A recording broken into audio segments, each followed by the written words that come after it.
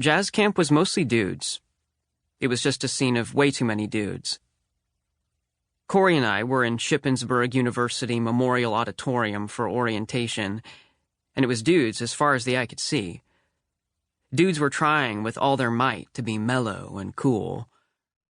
Everywhere you looked, a dude was making a way too exaggerated face of agreement or friendliness.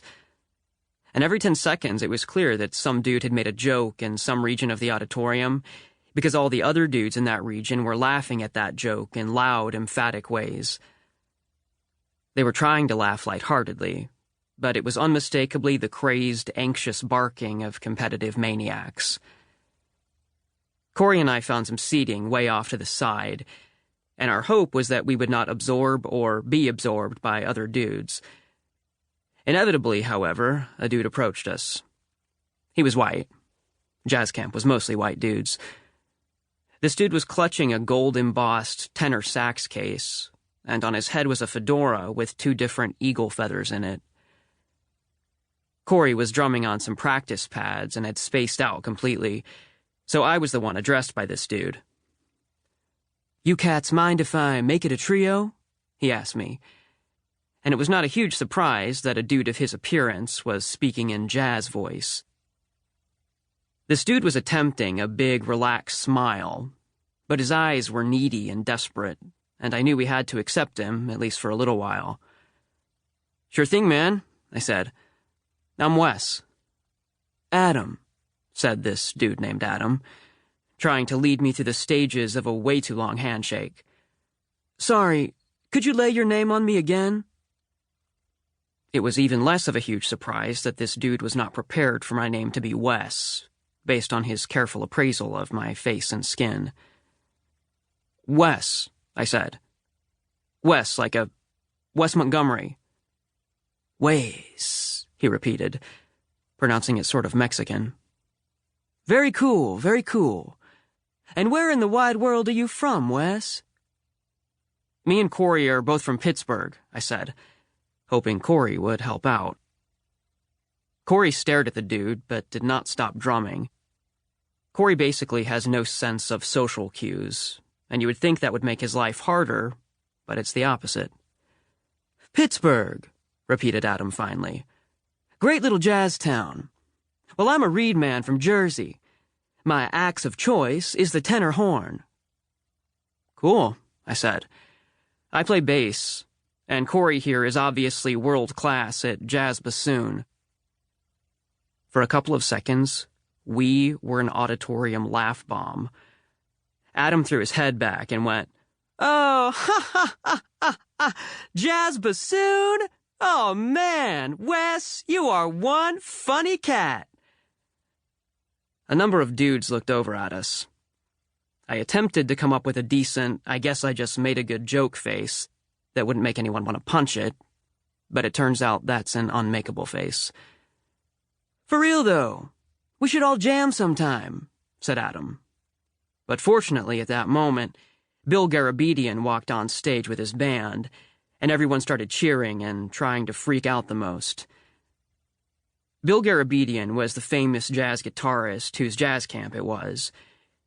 He was an emaciated white dude with a shaved head and a complicated soul patch/goatee arrangement, and it was kind of clear that he had not written his opening address out in advance. He spoke a mellow, adult variant of jazz voice, and his points were these.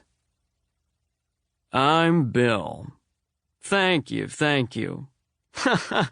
Okay, settle down, for real. Thank you, all right. Welcome to my 5th annual jazz camp." Yeah, I think 5th anyway. What do I even say? Someone else want to get up here and talk? I'm serious. Though, all right. You know, I'm getting too old for this, man. Every year, you kids just keep getting younger and younger. Though, but for real, I'm up here looking out at all these young faces. You know, I remember when I was your age, and all I wanted to know was, where's jazz headed? What's the future of jazz, you dig? The future of jazz. Then when I was 17, I got my first Grammy nomination. And that's when I realized the future of jazz is now. Because before you know it, the future is the present. Think about that. Future sneaks up on you. And before you know it, you're old. Old and wrinkly, and the girls don't like you as much. Okay, you don't have to laugh so much, Don. They don't like you that much either. Anyway, what was I saying? For real, though. Russ, you remember what I was gonna say? No? We weren't just talking about it? Maybe that wasn't you. Well, look. Oh, I remember now. Okay, dig this. These next 2 weeks are about exploring your musical personalities. We really want you guys to form combos, you know? Mess around on the side and really stretch out, all right? And here's what we did to make that possible. This year we admitted double the rhythm section players, double the drummers, double the bassists, double the pianists, double the guitarists. So you horn players got double the opportunities to jam. Don't mention it. You're welcome, horn players. And rhythm section players, don't you worry. You'll get plenty of opportunities to play, all right. We're gonna have tryouts in a minute, divide you up by skill level. But first, the other teachers and I need to stretch out a little bit. Let's see Miley Smiley do this. And with that, Bill and the teachers launched into this super angular, up-tempo, hard bop thing.